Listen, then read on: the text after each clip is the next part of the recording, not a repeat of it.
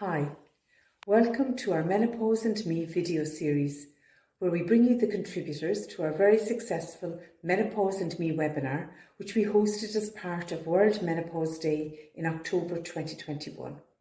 We hope that each of the 5 videos will support you in accessing the information you need at this time. My name is Mairead Kelly and I'm Senior Health Promotion Officer in Midwest Community Healthcare. I invite you to watch each video as you search for your support, affirmation and answers to your own individual peri-menopause or menopause journey.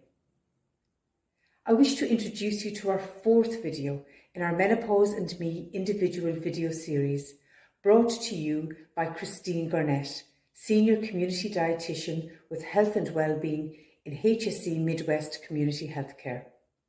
Christine shares with us valuable tips in eating well during perimenopause and menopause. I hope that you find some reassurances and answers to your questions here. Hi, my name's Christine. I'm a community dietitian here in the Midwest. Good food is a good investment in your health. Lots of women feel obliged to look after other people before they look after their own health.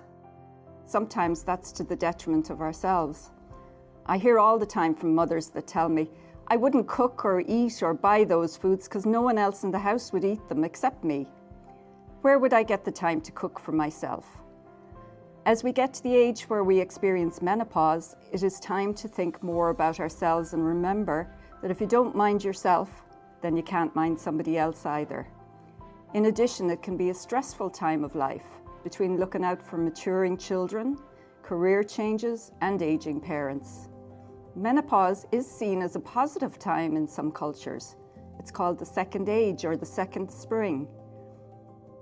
If you think back to the years when we went through adolescence and all the physical and hormonal changes we went through then, you could see this as similar in ways, or perhaps the end of that period of our life.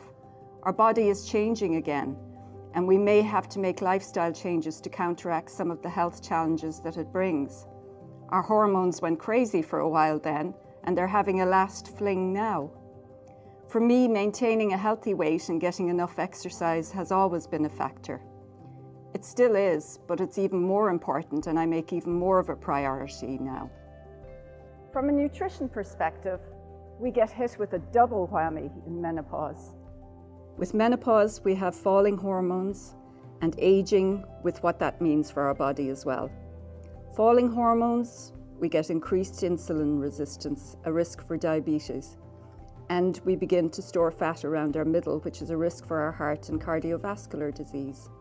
We find at this age that we have less protection from cholesterol, and menopause can increase our blood pressure. Plus, we have a slower digestive system. The other biggie for us is that menopause affects bone density and our bones can become more brittle and easier to break. This is referred to as osteoporosis, and although we are losing some bone from our mid-30s, it speeds up for a few years around menopause and we can lose a lot of bone strength.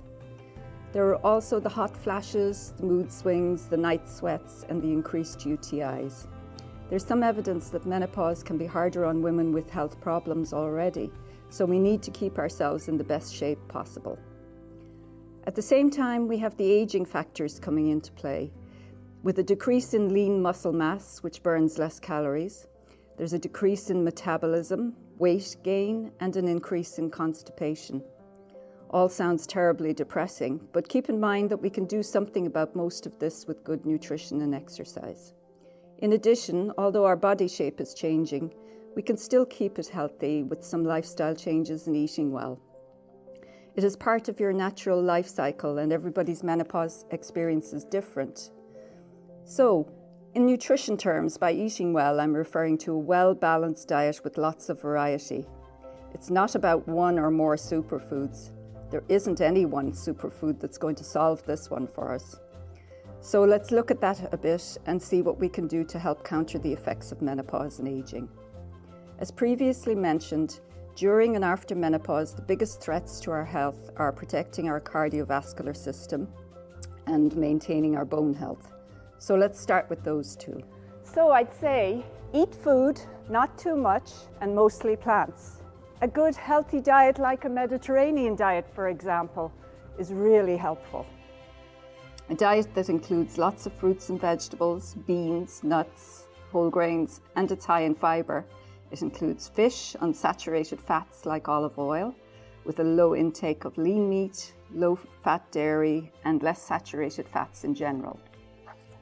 Lots of protection for your heart there. Our National Healthy Eating Guidelines and other resources like food plans and portion information are available on the HSE website, Healthy Ireland's Healthy Food for Life, and they're very helpful tools. Using the national guidelines, we can think in terms of plant-based meals and ensure that at least half our plate is filled with veggies or fruit, a quarter with complex carbs and a quarter with a protein source.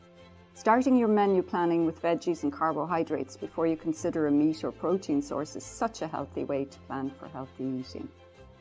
Avoid using too much salt. That's also important. Many of the processed foods in our modern food system are full of salt, and so it's another good reason to avoid processed foods in general. I also encourage people not to have a salt cellar on the table. There's generally enough salt already added in the cooking and from the ingredients in the cooking process. Even organic sea salt is still bad for us if we have too much of it.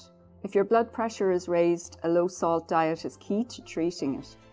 Include some omega-3 oils may help with symptoms, and it's good for your health. Oily fish such as salmon, trout, anchovies, and flax and chia and hemp seeds, and unsalted nuts are all good sources of these healthy fats. Whole grains and cereals have lots of fibre and B vitamins, which can help with a slower metabolism and constipation. Plus they fill us up so we're not so hungry. Maintaining a healthy weight is really important. In menopause, we tend to gain weight around our middle, and that raises our risk of cardiovascular disease and other chronic illness. Choosing healthy options, low-fat cooking methods, monitoring your portions, and getting adequate physical activity are all part of keeping yourself at a healthy weight. Eating consistent meals helps your metabolism and it maintains your blood sugar levels. There is some evidence that skipping meals may bring on hot flashes and that regular meals may help. You often end up very hangry and tired, so you overeat as a result. So definitely don't skip meals. Unfortunately, our calorie needs are decreasing and we just need to adjust for this with portion size, avoiding excess calories from high sugar and high fat foods, whole grains and cereals, plus low-fat cooking methods, and also physical activity is key. Label reading is such a useful skill, and there is a lot of information on the food label. The Irish Heart Foundation has a really helpful label reading card for your wallet, and there's a leaflet to explain the process to you on irishheart.ie. Remember though, getting broader around the middle will probably happen, and it's okay if we keep an eye on it and it's just a little. Even Twiggy disguises her waist these days. Supporting our bones with calcium and vitamin D is essential. 3 servings of low-fat dairy a day will get us the calcium and vitamin D that we need. While you can get some calcium from dark green vegetables and some other plant foods, it's really difficult to get enough. If you don't eat dairy foods, then you need to supplement to make sure you get at least 800 milligrams of calcium for your bones.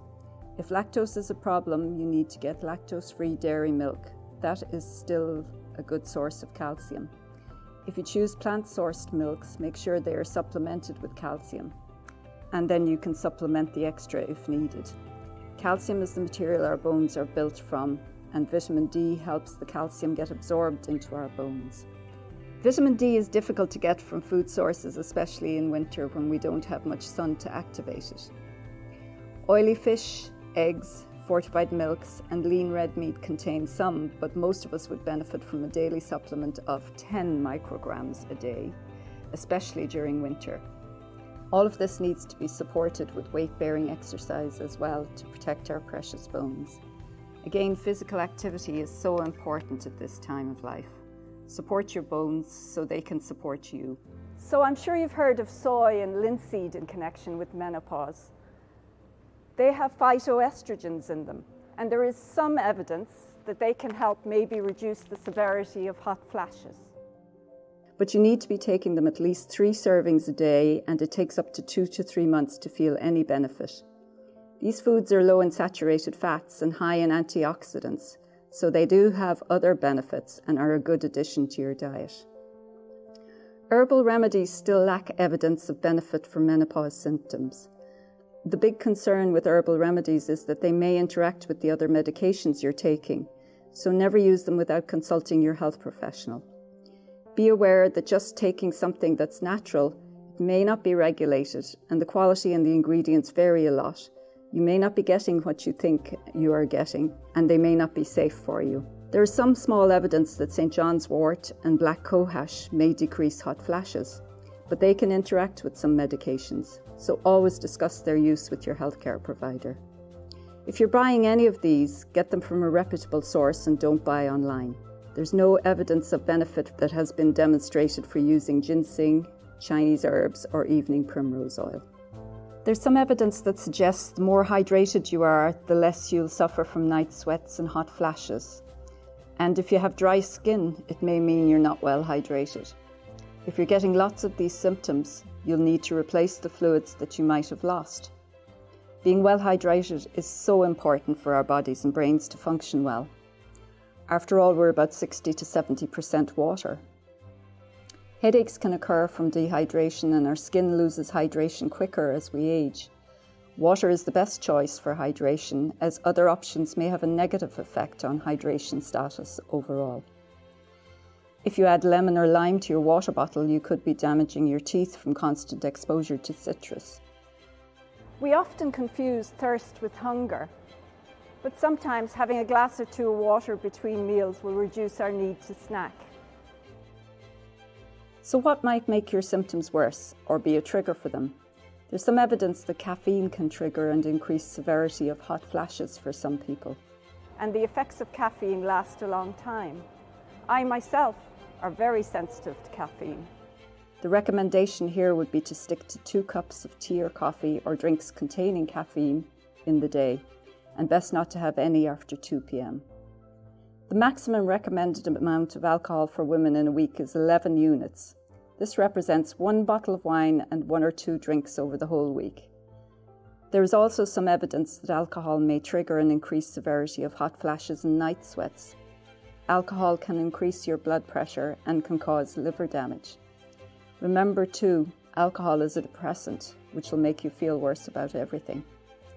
Also remember that there's lots of calories in alcohol, and when drinking, we often eat less than healthy food despite our best made plans. Let's talk about spicy food. There's little or no evidence that it makes things worse, but some women report that their symptoms increase with it. It seems to be very individual. Stress can make everything worse for us, and your eating plan's no different. When we're stressed, we sometimes comfort eat. We don't plan our meals, and we grab whatever is handy. Or we don't eat at all and then we binge. All of these eating styles make us feel worse, and it turns into a cycle. Learn to recognize that you're stressed, try some stress reduction techniques, and then get back to healthy eating as soon as you can. Never beat yourself up for not eating well, because you're only human and these things happen. Plan to enjoy your food as much as you can. Eating healthy doesn't have to mean depriving yourself. It just means making different choices. Focus on how well you feel when you are eating well and exercising. So, just to summarize, there are 2 biggies that we have to worry about: cardiovascular disease and bone health. We have information on what has been proven to help and what really hasn't, despite what marketing might have you think. Plus, we've talked about what might make your symptoms worse. I've made lots of recommendations here, and I don't expect anyone to change everything all at once. I always find that picking 1 or 2 changes at a time and promising to work on those is helpful. And as the old saying goes, how do you eat an elephant? 1 bite at a time. Perhaps it sounds like menopause brings a lot of unpleasant symptoms, but it is a natural part of our lives, and it isn't all that bad. Many women find this time to be one of renewed interest in life, with a new sense of empowerment and self-esteem. In fact, some studies show that optimism increases once you're in your 50s. So welcome to your second spring.